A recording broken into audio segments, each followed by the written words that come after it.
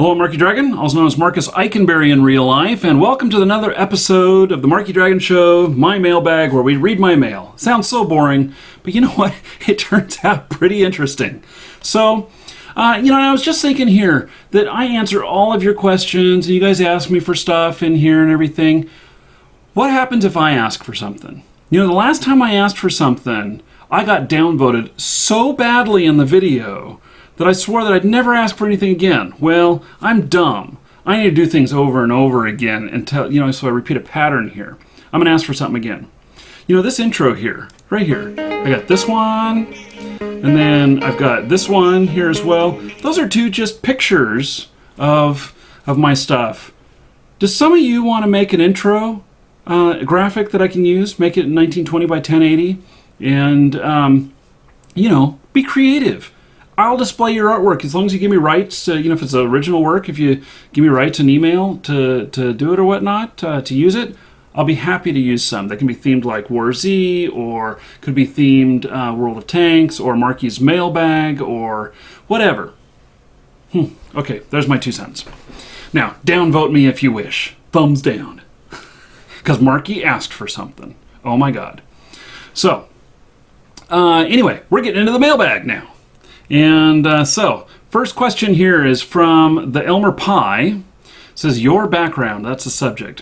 While watching one of your videos, I noticed that you had some maps behind you. What kind of maps are they? So funny you should ask. You know what? I do have some maps behind me. Let me grab a couple of them. So this one is under there. Let's see here. Let me turn off the picture here.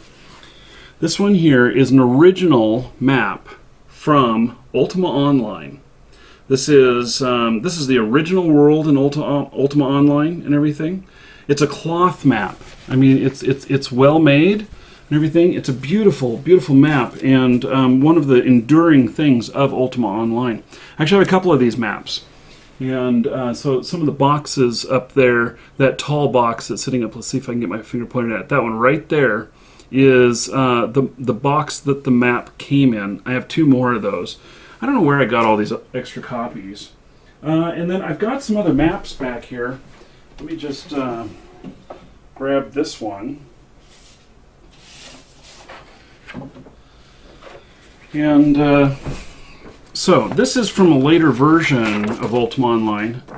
Paper. Sucked. I mean, it's still a nice map. It's on really nice paper. But not nearly as good. This is when, I believe, Second Age? I don't remember. There's some additional lands that were brought into the game, and this is a map of those new lands. So, those are what the maps are. I have some other maps, actually. And I got one more. And this map is for a game that's not even released yet. How about that? So, Ultima, getting back to its roots. I don't know if you know what? I don't know if I'm allowed to show this. I signed a non-disclosure agreement. The non-disclosure agreement didn't say anything about the map. Here it is. So, Ultima Forever. This is the newest Ultima that's going to be coming out. I don't know when exactly it's going to release, but we'll probably see it within the next few months. And I was very, very disappointed in the game. Very disappointed in what I saw so far. But I'm going to give it a second chance. I was very harsh with it, but I'm going to give it a second chance. I'm going to let it come out again, and I'm going to I'll take an in-depth look at it. I'll play like at least 10 or 20 hours before I give it thumbs up or thumbs down. Anyway, so they sent me this map. They also sent me some other stuff for alpha testing, and the game's not even in beta test yet. So that is kind of your first peek at that map. So the Elmer Pie, thank you for the question. Okay, look at that, a new one popped in. You can send me, you guys are watching live, you could send me a question right now, and I'll probably make it on the air. So, okay. Oh, yeah. So Simtask says he votes for a closer look at that gun with the rusty gun. Okay, let me get that gun because there's a great story behind it.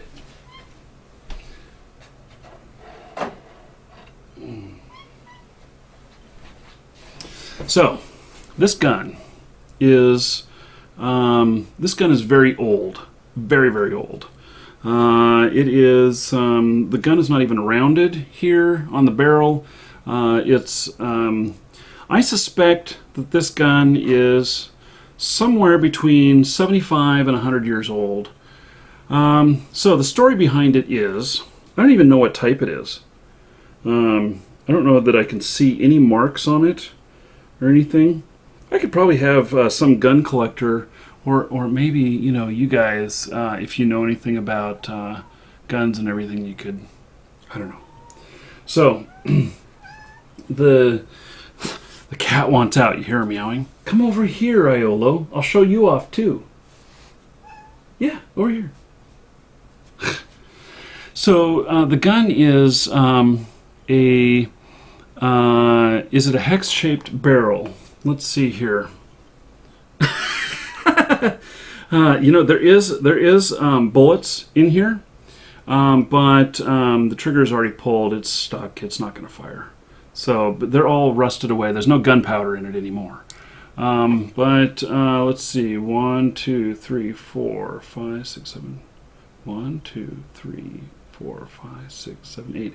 Yes, it is hex-shaped. And anyway, my grandfather was a big gun collector, and he lived in Brookings, Oregon, and he went up into the hills all the time going shooting. When I'd go down there as a kid, we'd go out shooting in the hills probably 2 or 3 times a week, and I really enjoyed that time with him. After he died, that gun was hanging up in the rafters of his garage. And nobody wanted it because it's not really worth anything, except I knew the story behind it. And the story goes that he was up there in the hills and everything, and he was shooting at something, leaning up against a tree, and happened to notice right over his shoulder there in this branch that this gun was ingrown into the branch. And so it had been set up there on the branch or whatever, however many years before, and the tree grew kind of around it. So he cut it out of there and took it home with him. And come here, over here, come here, you're being a pain in the butt. I don't want to hear you crying. So anyway, he brought it home with him.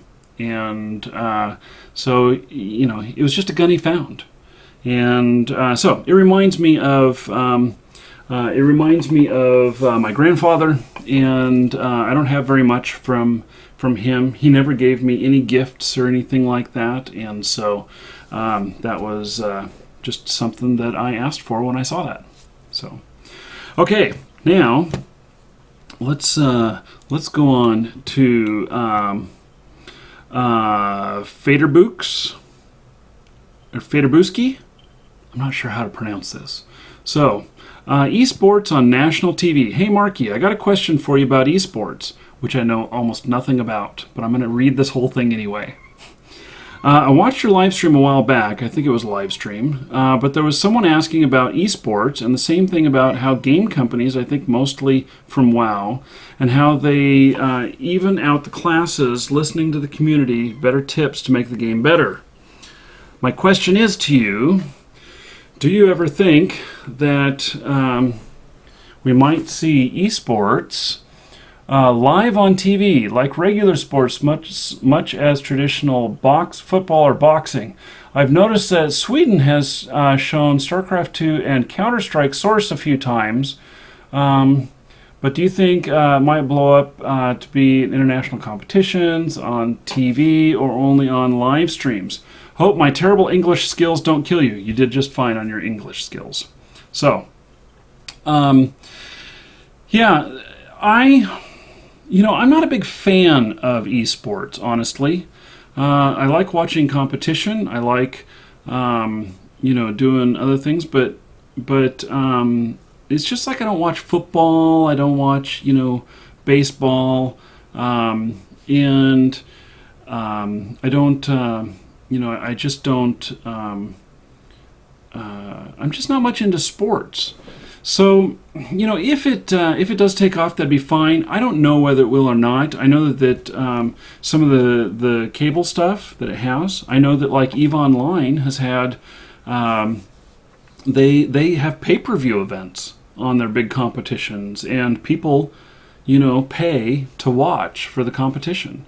So, it is possible as us generations who play video games, which really, I'm in the very first video game generation. I'm in the generation when arcade games came out and it transferred from being, pinball machines into actual arcade games. And so, being in that first video game generation, if maybe in another 20 years, when we have a lot more population that's into video games, we may see a lot more of that in popular culture for the competition-wise, and look up to these people who compete as people who we want to. Stop it! I'm gonna have to throw something at you. Stop! She wants out so bad. She's clawing the carpet. I'm gonna have to let her out.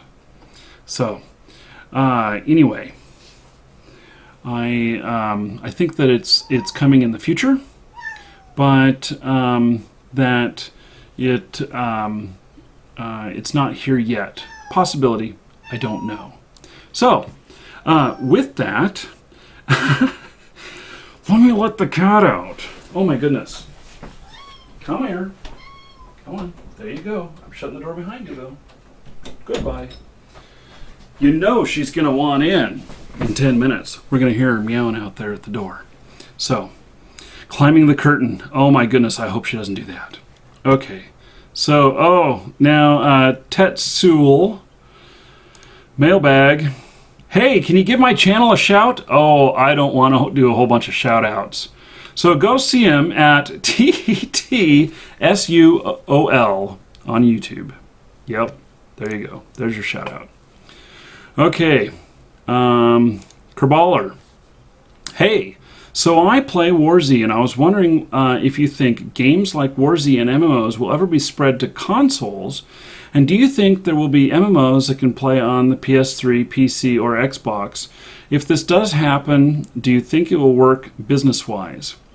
I think having an MMO that could be played upon all consoles would be a massive thing, and it would be a thing everyone could play. Here's the deal. So they've done Final Fantasy. They did a Final Fantasy on console and PC at the same time. In fact, I have a copy of it right up there. You can just barely see it sideways. And, it went okay and stuff, but here's the deal, is that the in-depth play that we want, the hardcore MMOs, are typically you want a keyboard in front of you. And there's a difference between a keyboard MMO and one with a controller.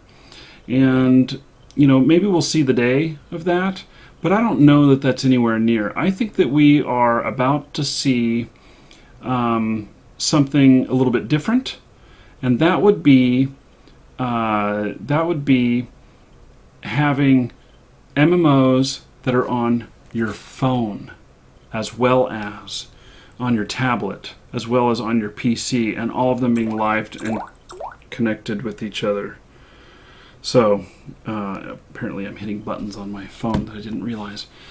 So, we could see it, but at this time, I don't know if we will. So, yeah, that's my 2 cents. Okay, so let me check out this one here. Okay, so Brixable, a question. What is that blue ball behind you on the shelf? Okay, I'll show it off. So, but let me first open up some light here because it's something that needs a little light.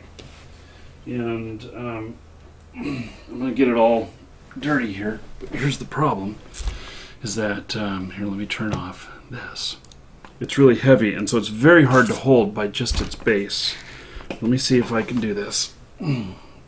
So, this is my crystal ball. And I just looked at the crystal ball focuses the light, and I don't know if you can see it on my hand. I don't know if my hand will start burning here, but it will focus this light directly. Yeah, it's getting a little bit warm. It'll focus the light directly, and I looked at it, and it was just too much. This one was made in Portland, Oregon. This is a face. Shit, this is burning me. You cannot put these in the sun. The reason why they have a big base on them is so that if they're in the sunlight at all, that it that the light focus, it's just like, you know, starting a fire with your glasses or whatnot. The light focus will be on the base, which that one is that's granite. That was given to me as a gift by my father. My father has all kinds of. My father is very eclectic and has all kinds of stuff like that. Anyway, so yeah, you got to be really careful about the fire with them. You would not put one of them in a window because it would in fact. If you put it into a window, you could very well start a fire, and yep. Anyway, so it's a crystal ball with a face in it. It's post-Pagoda. So, okay. Let's see here. This one. Let's see, Aura Sociable. Enthusiastic EVE player. Hello, Marcus. Am 17 and I recently started playing EVE Online. Awesome. It is an extremely good game, which I enjoy, but I recently decided to try my hand in manufacturing. My question is, I personally checked your website, but I didn't see any sales on Blueprint originals. I enjoy watching your videos and seem experienced in the subject of EVE. I was wondering whether or not you could give me some friendly advice on finding Blueprint originals. I know that the market sales of some BPOs, and I'm interested in the much more rare ship BPOs. I have asked around my new clan I joined, but none of them seem to shed light on that subject. Enjoy the movies, especially The Hacker of War Z was certainly interesting. See you around. Okay, well, here's the deal. Yeah, BPOs are bought through the in-game market. Thank you, Ninja Kaiten. And it's not something that you sell outside of the game. What we sell, we can help you with buying it, and here's how. And that is because my website at markeedragon.com, we sell EVE ETC, EVE time codes. And so you can buy those, and you take that in-game and you convert it into Plex. The Plex will give you ISK in the game so that you can buy stuff like this on the market in the game. I think selling it outside of the game is possibly a violation of the terms of service. I'm not 100% sure of that. I've not heard of them being sold on the outside.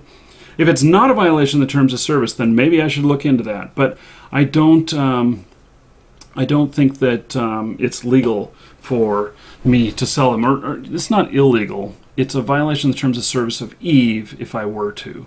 So anyway, hope that answers your question. And if you need money in the game, well, you can get it through us because you just buy those ETC and convert them into Plex. So, okay, I gotta be careful.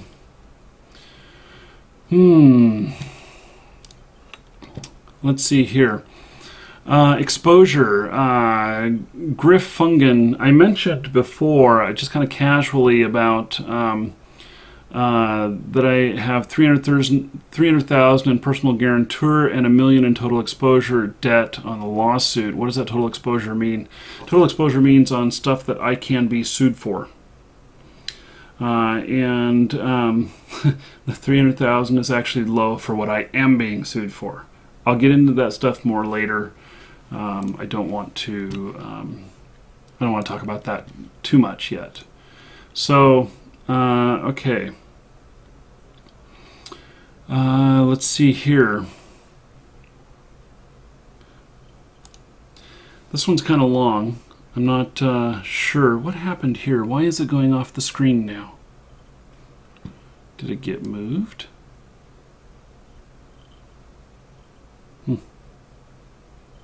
Yeah, must have.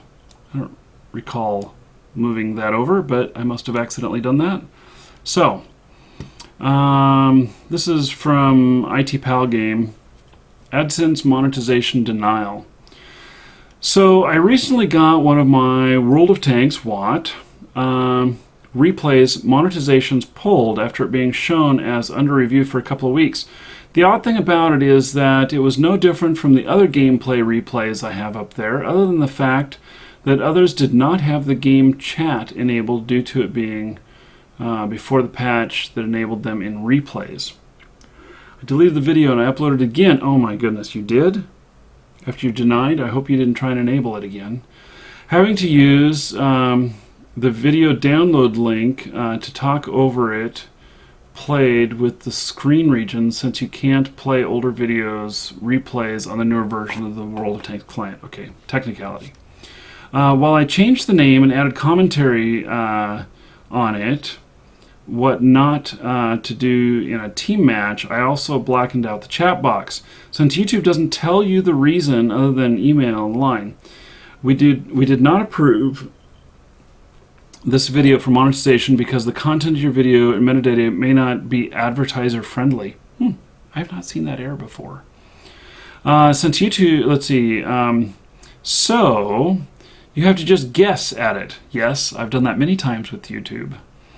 I suppose, let's see, guess at it, and I suppose, and change the recording, which is what I did. The video that replaced the old one I just uploaded last night, and once again it's under review with the $ dimmed. Why not the others? Because they know it's the same video. They are that smart. I assume that you have all of your gameplay videos monetized. I do not. What is your experience? I have seen a video on YouTube where a guy submits a ticket to Wargaming tech support asking if it's okay to monetize World of Tanks gameplay, and a staff member eventually replied that it was okay. I sent an email to the TOS at World of Tanks asking for my cell phone protection. Okay, so here's the deal. One is, I would not have edited it and put it back up again hoping that I could monetize it again. You don't know why they blocked it, and if they get all pissy about it, they could take action against your account. It's not worth it. So I have now I have a whole bunch of videos that have not been monetized, and I've never seen that it doesn't look advertiser friendly before. I've not seen that, and that may be okay. Now, I have had videos denied whenever I put the words like asshole or shit or, whatever in the keywords. And so that would be my guess as to what's going on here, is that it could get rejected for the keywords. You got to be really careful with that stuff. If you get popped on copyright for it, and you get a copyright strike against you, then you can't monetize any of your videos, and so that would be bad. This is what networks are for, and networks will just. I'm really on the fence about networks. I really don't like networks, but a network will protect you in many cases, not all of them, and so a network would be able to get around this. But you also commonly pay 40% of your earnings to the network for them to get around it. So it's up to you. I would just take it as you're just not monetizing that video and you continue to move forward. So that is what you should do. I do not recommend joining networks. At the same time, I finally joined a network because I was having so many problems with monetizing gameplay. And is it worth it? I'm on the fence about it. I really am. So I don't know yet whether or not it was, whether or not it was worth it. So anyway, okay, that concludes this episode of the mailbag. Thank you for sending in your questions. And for those of you who are on YouTube, you'll just have to wait till tomorrow for another episode. And those of you who are on Twitch, hang on, don't go anywhere. I shall be right back. Well, now that you've made it this far, can I interest you in a few more videos? You know, in the upper left, I get questions from people who are really exploring about who they are, what they should do, and the other people around them. And in that video, I really try and explain how you can just be yourself. Don't worry about the BS that other people give you. Just be you and continue forward. In the upper right, you see all that lightning going off? Woo! I am a big fan of hazardous weather. And I filmed this while in Mississippi and set the lightning show to music, hard rock music. So check it out if you want some just creative stuff that I've done. At the bottom left is the mailbag. It's a brand new series that I've just started, and it's where I am reading the mail one by one that comes into my YouTube account. I'm not skipping anything, and I'm not leaving anything out, and just saying it as it is and what comes to my mind. And when we hit one that's really good, the video continues through that one, and we talk about that subject, and then that segment is over. So I've come across quite a few good things from that, and it's been very well received. You should check it out if you want to see what other viewers are saying. And in fact, if you want to send me anything, you can. It will get read. So, and then in the lower right, sometimes we have to deal with really shitty people. And, I explain some of my experiences. I was a bus driver. I got assaulted several times on the bus. I owned a computer store and had abusive customers. And in fact, just the other day, I fired a customer because he was an asshole. So, don't put up with that stuff. Just, make sure that people are respectful of you and have compassion for those other people. So, anyway, enjoy the music on the way out. Make your selection. I'm Markee Dragon. Take care.